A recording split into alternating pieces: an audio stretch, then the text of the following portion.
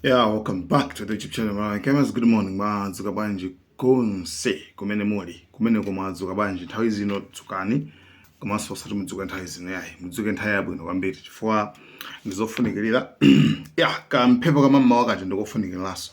So, ku China ku makamaka kuli mpungwepungweso makamaka especially mu mboma. Mboma mwake nthambi yake ndiyaku chitetezo ku military kumene kuku kuli munthu mkulu amene dzina lake amachita kuti Zhang Yuxia. Zhang Yuxia ndi munthu amene ali wamkulu kwambiri komanso ndi ali ku gulu lopanga ma decisions kumbali khoza ndi military. Asilikali sangangopanga chinthu okhaokha yayi komano pamapezeka kuti pali ndithu mabwana amene amakhala pansi ndi kumapanga ziganizo. So military yonse komanda weniweni wamkulu amene apanga decision yeniyeni ndi president amene akutchula kuti Xi. Komano pambuyo pa iyeyo ndi pali ameneyu amene Zhang Yuxia. So Zhang Yuxia ndi ali ngati backbone, ndi ngati pali munthu odalirika kwambiri amene ali friend kwambiri, odalirika friend anamenya nkhondo limodzi 1979 nkhondo yomenya ndi Japan and amene yuyu ndithu. So anthu awiri amenewa amachitwa ngati ndithu symbol ndithu ndi anthu akuluakulu, si anthu achibwana kwambiri. So kumano recently patuluka malipoti komanso patuluka ngati ma statement ochokera ku military onena kunena zoti mkulu ameneyu Zhang Yuxia akupangidwa accused, akuzengedwa milandu yokwana iwiri. Komano yonseyo panapatitha kuisha kuti an official ngasi sinapite pa trial. Kwambiri kwa pafunika nthu papezeke court chanchani kena kwaoneka kuti ndi olakwa kapena kuti ndi osalakwa. So mlandu woyambirira ndi mlandu opanga leak top secrets, kupanga kutumiza kugulitsa information ya za nuclear, zinsinsi za nuclear komanso arsenal. Arsenal ndi bunch of military arsenal mene zili zawo za nkhondo. Information yonseyo ndithu kuyigulitsa ku dziko la USA, America, komanso nuclear yawo program yonse kuyigulitsa kupereka zinsinsi, you understand. So ku America it's very important, the information imene ndithu amaifuna ndithu. So accusation yoyamba, kuzengedwa koyamba, mlandu woyamba ndi umene uwu, akuzengedwa mlandu okhudzana ndi kupereka zinsinsi za nuclear komanso zida za nkhondo ku China. So tiona kuti zikhale bwanji akapanga ikapita ku court ndi kuona bwinobwino kuti zakhala bwanji. So mlandu number 2 ndi mlandu otchedwa kuti corruption kapena kuti chinyengo by receiving briberies, polandira ziphuphu. Polandira ziphuphu. Katangale for example, amapereka ma example kuti wina kuti akhale defense minister basi ndi kuti ndalama choncho iye basi kumusankha. So anthu kuti akwezedwe maudindo ku military kuja iye kulandira ndalama. So zinthu ziwiri zimene tu akumuzenga nazo. So pakali pano akumpanga investigate, pali akadaulo niyeni ku China ko amene ntchito yawo imakhala imene ndithu akhala akufufuza mpaka na amudziwe zoti kodi mkulu ameneyu makamaka pa zimene zikuchitikazi ndi olakwa kapena ndi osalakwa. Koma akapezeka kuti ndi olakwa, mukudziwa kale ku China zimene amapanga. Ku China ndithu pa nkhani ya za corruption komanso zina ndi zina, especially so za espionage. Espionage ndi kuti uspy. Yes, ndi kuti uspy ku China komanso corruption. Zinthu zimene zizi ndizoopsa kwambiri kuzipanga mu China. It's like the death sentence kwa iweyo. So ungayenera kuti sizoyenera kuti uzipange. Dziko lake ndi China. Koma lawi kuti uthopanga zimene za chinyengo zinchani, it's like ndikachikhalire ndithu koma ku China so ungapanga zimene. So amene ndithu ndokondwa kwambiri ndi Xi, president wa dziko la China, to the point yonena kuti iyeyo amenena kuti apume apange retire 5 years ago, pa zaka 70. Komano chifukwa cha kudalirika kwambiri komanso kuti yayi ndi mafrenzi amenya nkhondo limodzi, president Xi anamuwuza iye kuti akulu ine ndilola kuphwanya lamulo, ine musapange retire komano inuyo tamapitilizani. So iyeyu udindo umenewu ndithu amaupitilizabe mpaka na ukafika pa zaka zokwana 75. So tikupatsirani pakapezeka kuti nkhani imene ndithu yonseyi yafufuzidwa nanga kuti zotsala zake ndizotani. So pakali pano alengeza kuti it's unofficial, komano munthuyo akuganiziridwa ndi zimene zili. So kumuganiziranso kuti ndi chimo yayi, angomuganizira ponaso ndi mmene zina zachitikira. So nkhani imeneyinso pena pake yandikumbutsa nkhani ya Eli Cohen.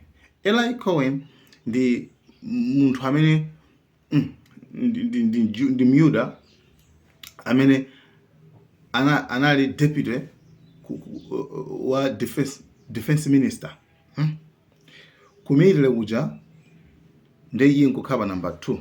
Koma munthuyu ndi wakutiko ndi Jew, ndi Myuda wa ku Israeli. Komano kumene amakhala wachiwiri ndi kutiko, funsani kuti guess where? Syria. So it's actually this mangufanda wasani example. This is like how far people can go. Like akuzupita patali bwanji chifukwa chokukhuza ndi espionage, banga spy mu history ya ku Israel. Ngati kuli munthu amene amatamika kuti iyeyu ndi spy wamkulu ndipo Israel sizapezanso ndi Eli Cohen. Mkulu amene ndi wamkulu weniweni. So ndikufuna zimene zinachitika kwa iyeyo. Okay, iyeyo anabadula ku Egypt. Yes, anabadula ku Egypt, komano still analibe Jew, right? So wangobadula ku Egypt, komano iyeyo ndi Jew, ndithu ndi Myuda, meaning kwenda kuti iweyo ndi mchewa koma obadula ku mzimba. You understand? Chifukwa makolo ako ali kutiko, ali kumene kuchako, ndi obadula kumene kuchako. So kubadula kumene kusuliza kupanga kuti ukhale mtumboka yayi, koma ukhalabe mchewa. Iwe mtumboka obadula ku Lilongwe. Chifukwa makolo ako ali kuchani? Ali kulongwa akugwira ntchito. So this guy Eli Cohen anabadwira ku Egypt. Anabadwira ku Egypt ndi panga mango mwa muti mumvetsere mabwinobwino. So anabadwira ku Egypt kumene kuja adazichokako. So you mean kuti ku Egypt kuja chiyankho chomwe amankho ndito ndi Chiluya, chi Arabic. So iyeyo jarabweraso ku ku Israel ali wamkulu chama 1960 mina anapempha ku Mossad kuja. Mossad ndi kabungwe ka organization kamene kama kapanga spy foreign ku mkati kunje. So achita Mossad anapita kupempha ntchito mene ndifuna ntchito yo anamukaniza. Ndifuna ntchito anamukaniza kwa kanthawi tukakarali tu kumano ena ake anazindikira kuti kwa mtu atokha spy wabwino since kuti akuyankhula Chiluya. You understand? Akuyankhula Chiluya chabwino sanabadula ku Egypt. So chimene chinachitika at the end they gave in. Anthu ajana gonja namuvomera kuti aseta bwera iwe ndifuna kuti upite ukakhale wamkulu ku Syria. So zimene zinachitika kuti ija anapita kai ku Argentina. Ifa ku Argentina ndikumene kunali ma Syrians ambiri ngati anthu aku Syria kupano like ma foreigners ambiri aku Syria. Anapita kwa lomwe kujako ndikuchoka mene kujako ku Argentina kuja ndikusintha mayina. Kuchoka pa Eli Cohen nkupita ku dzina lochita kuti yani yeye amachita kuti amachita ndani. Amachita Kamil Amin Thabit. Kamil Amin Thabit. Sunga dzina limene ndimene amajira imene lo. So anapita ku Syria kuja anapita ngati businessman mabig. Ndino mukudziwa kana kuti ma businessman chimechitika njani. Ukakhala munthu wa businessman wamkulu kwambiri chimechitika njani kuti anthu like even boma kumene umadziwika sizimavuraso mukudzaso ine nkhani even zampinga njira pano pampinga njira napo nkhani yake makha status maka business. So mkulu amene ndithu kumene kuku anatenga role ina yake basi ngati business kena pang'ono mkulu wa mpaka na ujani nkulowa. By the way, pana amachoka ku Argentina amachoka ngakuti iyeyo ndi mmodzi wa ochoka ku Syria koma anangopita ku Argentina. Osazozoti munthu anabadwira ku Egypt ngopita ku Israel kupita ku Argentina. Koma aye amakhanga kuti anabadwira ku Syria kupita ku Argentina ndi akubwereranso kwawo nkusintha dzina osatila Eli Cohen yayi. Komano dzina limene atenga ndi dzina lomwe la Kamil Amin Thabit. So wafika ku Syria wamba mabhizinesi zake pang'ono mpaka anapeza kuti iye uja akukalowa mpaka na kukafika ndithu ngati kwa deputy minister wa ku defense. Deputy minister wachiwiri tu ku defense kucha. So iye uja mapanga chake daily kunali zima radios amatumiza uthenga ku Israel daily. Amatumiza uthenga ku Israel. Pati akampani zotere. Chabwino. Komano that time okay, to the point yona kuti ndame anathandizira kwambiri panali nkhondo ina yake pakati pa Syria ndi Israel. Nkhondo imeneyo imachedwa kuti 6-day war. 6-day war.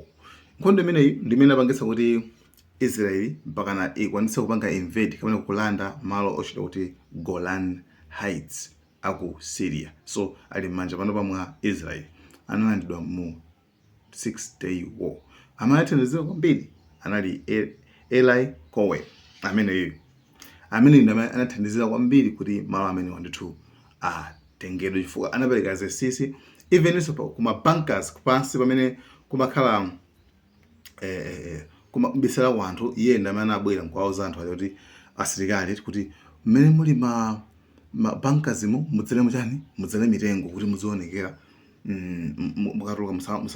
mukamatuluka musamuonekere ndi mabankers mose menabisa mabanka pasi pena mabomba kamagwera asamawafikire amakhala abisira pasipo. So iye uja anauza kuti tadzani milengo amene mujamo anthu anadzaza milengo. Osazoti iye ujayo anauza ku Israel kuti mukamafuna kubomba muzibomba mene muli milengo pamene mujamo ndi mene amabisira mu anthu ngati kuma bankers. Eli Cohen. So anyway, anapeza kuti nthawi imeneyo Syria ndi Russia zinali kete. Ndi Russia inauza kwana kuti pala munthu unayo kumene uwo akayikitsa pambiri. Russia remene. Russia kuzobonga spy baba. Iweyo kaka itakugera ma spy. Even panopa pali zinthu zina zimene ngati ku Burkina Faso kuja amazigwira machango kana ika makhala Russia imanena. Russia muthandize even kubera zisankho wa America. Anyway guys, so tufatika timalize nkhani imene iyi. Inapeza konzo kuti Russia inapereka hint. Russia inauza Assyria kuti pena pake uyu momona bwino amene ndi spy ku Israel. Ndekinako anamutchera bwino anapeza zoti anamugwira ndithu akupereka chani? Akupereka mauthenga through my waves. Pakutuma kuti kuno kuti APCT kupereka information yonse yako military chani chonse zonse kumapereka mene kucha. Kenako mpamene anamugwira sobano 1965 anamugwira. After kumugwira anamunyonga pagulu ku Syria kucha kumunyonga anafera pompo. So Eli Cohen ku Israel kuli misewu mudzina lake. Misewu dzina lake kuli like in the history like amamphuzira like amantamanda Eli Cohen like kumulambira kuti ngati pali number 1 spy Mossad ndi anali Eli Cohen, right? So mkazi wake ali moyobe moti nthawi anawauza kuti Assyria anawauza kuti apereke thupi lake. Anawauza kuti ifeyo sitingapereke. kono zotsala zake ngati maochi zovala mapictures zina ndi zina ndithu pa nthawi imene boma la Assad linagwa actually panabwera ndithu zinthu zake anazibweretsa. Mkazi wake anakumana ndi Benjamin Netanyahu, you understand, amene mutha kuona basi kukambirana zina ndi zina. Ndi munthu ndi simbo yakulu kwambiri ndithu ku Israel, si munthu wachibwana kwambiri. Ndi munthu amene he went out of his way, like anapanga chilichonse mpaka kuluza moyo nkhani yake uspy, espionage, nkhani yake ukambelembele, ukazitape, right? So umuntu mene anzathu amachitira paka nkhani ukhuza ndi this is how serious they can be, this is how far they can go. Serious imene paka kuchita mpaka ukakhala like ukalowa mbomamo koma ali spy. Ndi anzathu amapanga zimenezo ifeyo takagona kwambiri. Nanga muthu kuno tizipangana spy machana. Ola munthu angapita ku Zambia chani ku Zimbabwe I mean it's got to they are so serious ifuka nkhani imakhaya serious kwambiri. For imakhaya funa kugwetsana maiko. So imene ndikumbutsa nkhani imene ya Zhang Yuxia kuti kupanga leak ma top secrets, ma nuclear secrets komanso ma military arsenals ku America. So guys, nkhani ndimene guys, thank you so much. Malawi cameras.